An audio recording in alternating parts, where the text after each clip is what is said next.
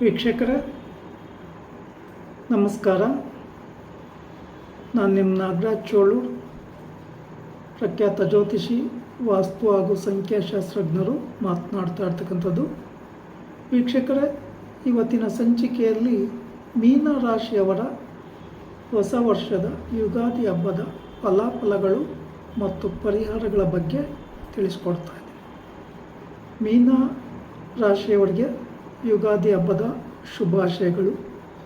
ಈ ವರ್ಷ ನಿಮ್ಮ ಆಸೆ, ಅಭಿಲಾಷೆ, ಆಕಾಂಕ್ಷೆಗಳೆಲ್ಲ ಈಡೇರಲಿ ಅಂತೇಳಿ ಆ ದೇವರಲ್ಲಿ ಪ್ರಾರ್ಥನೆ ಮಾಡ್ಕೊತೀವಿ. ಮೀನ ರಾಶಿಯವರೇ, ನಿಮ್ಮ ಸಮಯ ಉತ್ತಮವಾಗಿಲ್ಲ.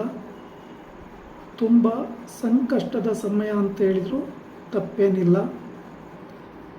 ನಿಮಗೆ ನೀವೇ ನೋವು ಅನುಭವಿಸ್ತಕ್ಕಂಥ ಪರಿಸ್ಥಿತಿಗಳು ನಿರ್ಮಾಣ ಆಗ್ತಾ ಇದೆ. ಯಾವುದೇ ವ್ಯಾಪಾರ ವ್ಯವಹಾರಗಳಲ್ಲಿ ಲಾಭ ಇಲ್ಲ. ನೀವು ಅಂದ್ಕೊಂಡಾಗೆ ಯಾವುದೇ ಕಾರ್ಯಗಳನ್ನು ಮಾಡೋಕ್ಕಾಗ್ತಾ ಇಲ್ಲ. ಸಮಸ್ಯೆಗಳ ಮೇಲೆ ಸಮಸ್ಯೆಗಳು ಬರ್ತಾ ಇರೋ ಕಾರಣ, ಸಾಡೆ ಸಾತಿ ಶನಿ ಪ್ರಭಾವ ಇರುವ ಕಾರಣ ಶನಿವಾರಗಳಂದು ತಪ್ಪದೆ ಶನಿ ಭಗವಾನರಿಗೆ ಬಿಲ್ವಪತ್ರೆ, ಬನ್ನಿಪತ್ರೆ, ಪೂಜಾ ಸಾಮಗ್ರಿಗಳನ್ನು ಸಮರ್ಪಣೆ ಮಾಡಿ ದೇವಸ್ಥಾನದ ಸುತ್ತ 8 ಸುತ್ತು ಕೈ ಮುಗಿದುಕೊಂಡು ಪ್ರದಕ್ಷಿಣೆ ಹಾಕಿ, ಈ ಸಂದರ್ಭದಲ್ಲಿ ಓಂ ಶಂ ಶನೇಶ್ವರಾಯ ನಮಃ ಈ ಸ್ತೋತ್ರವನ್ನು ಜಪಿಸಿ, ಅನಂತರ ದೇವರಿಗೆ ಎಳದೀಪ ಹಚ್ಚಿ ಎಳ್ಳೆಣ್ಣೆ ದಾನ ಕೊಡಿ. ಅಭಿಷೇಕ ಮಾಡ್ತಕ್ಕಂಥ ವಿಗ್ರಹ ಇದ್ದಲ್ಲಿ ಎಳ್ಳೆಣ್ಣೆ ಅಭಿಷೇಕ ಮಾಡಿ, ಅಲ್ಲೇ ನವಗ್ರಹಗಳ ಸಾನ್ನಿಧ್ಯ ಇದ್ದರೆ 9 ಸುತ್ತು ಪ್ರದಕ್ಷಿಣೆ ಹಾಕಿ, ಈ ಸಂದರ್ಭದಲ್ಲಿ ಓಂ ನಮಃ ಸೂರ್ಯಾಯ ಸೋಮಾಯ ಮಂಗಳಾಯ ಬುಧಾಯ ಚ ಗುರು ಶುಕ್ರ ಶನಿಭ್ಯಶ್ಚ ರಾಹುವೇ ಕೇತುವೆ ನಮಃ ಈ ಸ್ತೋತ್ರವನ್ನು ಜಪಿಸಿ, ಅನಂತರ ದೇವರಲ್ಲಿ ನಿಂತುಕೊಂಡೇ ಪೂಜೆ ಮಾಡಿಸಿ ಪ್ರಾರ್ಥನೆ ಮಾಡಿಕೊಳ್ಳಿ. ದೇವಸ್ಥಾನದಿಂದ ಹೊರಗಡೆ ಬರ್ತಕ್ಕಂಥ ಒಂದು ಸಂದರ್ಭದಲ್ಲಿ ದೇವರಿಗೆ ಬೆನ್ನು ತೋರಿಸಿ ಬರಬೇಡಿ.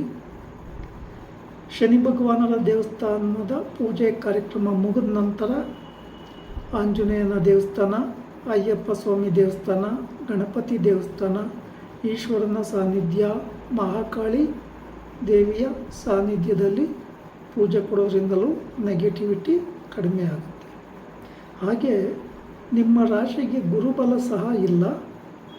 ಹಣಕಾಸಿನ ಸಮಸ್ಯೆ ತುಂಬ ಏರಿಳಿತಗಳನ್ನು ಕೊಡ್ತಾ ಇದೆ.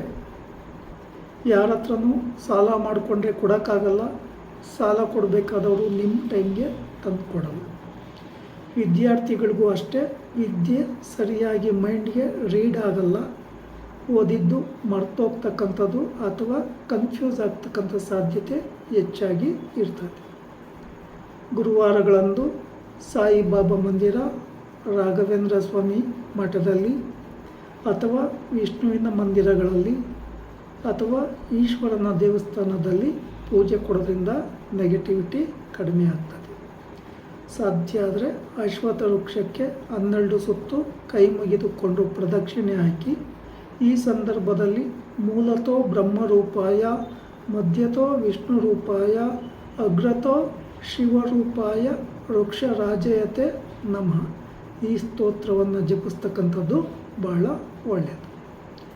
ಗುರುಬಲ ಇಲ್ಲದೇ ಇರುವ ಕಾರಣ, ಶನಿ ದೋಷದ ಪ್ರಭಾವ ತುಂಬ ಕಠಿಣವಾಗಿರೋ ಕಾರಣ ಸಾಧ್ಯವಾದಷ್ಟು ಹೆಚ್ಚಿನ ಜಾಗರೂಕತೆಯನ್ನು ವಹಿಸಬೇಕಾಗುತ್ತೆ. ನಿಮಗೆ ಏನು ಅಭ್ಯಂತರ ಇಲ್ಲದಲೇ ಇದ್ದರೆ ಓಂ ನಮಃ ಶಿವಾಯ ಪಂಚಾಕ್ಷರಿ ಮಂತ್ರವನ್ನು ಜಪ ಮಾಡೋದ್ರಿಂದ, ಹನುಮಾನ್ ಚಾಲೀಸ್ ಸ್ತೋತ್ರವನ್ನು ಪಾರಾಯಣ ಮಾಡೋದ್ರಿಂದ ನೆಗೆಟಿವಿಟಿ ಕಡಿಮೆ ಆಗುತ್ತೆ. ಹಾಗೆ ಸರ್ಪದೋಷದ ಎಫೆಕ್ಟು ಸಹ ನಿಮಗೆ ಇರೋದ್ರಿಂದ ಗುಪ್ತ ಶತ್ರುಗಳ ಕಾಟ ಜಾಸ್ತಿ ಇರ್ತದೆ. ಆರೋಗ್ಯದಲ್ಲಿ ಏರುಪೇರು ಸಹ ಕಂಡುಬರ್ತದೆ. ಸಾಧ್ಯ ಆದರೆ ಶ್ರೀ ಕ್ಷೇತ್ರ ಕುಕ್ಕೆ ಸುಬ್ರಹ್ಮಣ್ಯದಲ್ಲಿ ಸರ್ಪ ಸಂಸ್ಕಾರ ಶಾಂತಿ ಹೋಮ, ಆಶ್ಲೇಷ ಬಲಿ, ನಾಗಪ್ರತಿಷ್ಠೆಯನ್ನು ಮಾಡಿಸ್ತಕ್ಕಂಥದ್ದು ಒಳ್ಳೆಯದು. ಅಥವಾ ನಿಮ್ಮ ಸಮೀಪದ ಸುಬ್ರಹ್ಮಣ್ಯ ದೇವಸ್ಥಾನಗಳಲ್ಲಿ ಅಥವಾ ನಾಗನ ಸಾನ್ನಿಧ್ಯ ಇದ್ದರೆ ನಾಗನ ಸಾನ್ನಿಧ್ಯದಲ್ಲಿ ಪಂಚಮಿ ಷಷ್ಠಿ ಇರುವ ತಿಥಿಗಳಂದು ಅಥವಾ ಆಶ್ಲೇಷ ನಕ್ಷತ್ರ ಇರೋ ದಿನ ಅಥವಾ ಮಂಗಳವಾರ ಅಮಾವಾಸ್ಯೆ ಪೌರ್ಣಮಿಗಳಲ್ಲಿ ಸುಬ್ರಹ್ಮಣ್ಯ ದೇವರ ದೇವಸ್ಥಾನದಲ್ಲಿ ಪೂಜೆ ಕೊಡೋದ್ರಿಂದಲೂ ಅಥವಾ ನಾಗನ ಸಾನ್ನಿಧ್ಯದಲ್ಲಿ ಆ ನಾಗರ ಕಲ್ಲನ್ನೆಲ್ಲ ಶುದ್ಧಿ ಮಾಡಿ ನೀರಿನಿಂದ ತೊಳೆದು ಗಂಧ ಕುಂಕುಮಾಕ್ಷತೆಗಳನ್ನು ಲೇಪನೆ ಮಾಡಿ ಪೂಜಾ ಸಾಮಗ್ರಿಗಳೊಂದಿಗೆ ಶ್ರದ್ಧಾ ಭಕ್ತಿಯಿಂದ ಪೂಜೆ ಕೊಟ್ಟು ಪ್ರಾರ್ಥನೆ ಮಾಡ್ಕೊಳೋದ್ರಿಂದಲೂ ನೆಗೆಟಿವಿಟಿ ಕಡಿಮೆ ಆಗುತ್ತೆ. ಮೀನ ರಾಶಿಯವರೇ, ಸಮಸ್ಯೆಗಳು ದಿನೇ ದಿನೇ ಜಟಿಲ ಆಗ್ತಾ ಇದೆ.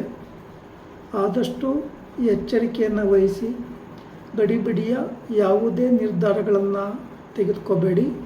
ವಿವಾಹಾದಿ ಶುಭ ಕಾರ್ಯಗಳಾಗಲಿ, ವಾಹನ ತೆಗೆಯೋದಾಗಲಿ, ಮನೆ ಕಟ್ಟುವ ವಿಚಾರಗಳನ್ನಾಗಲಿ ಸ್ವಲ್ಪ ಸಮಯ ಪೋಸ್ಟ್ಪೋನ್ ಮಾಡ್ತಕ್ಕಂಥದ್ದು ಬಹಳ ಒಳ್ಳೆಯದು.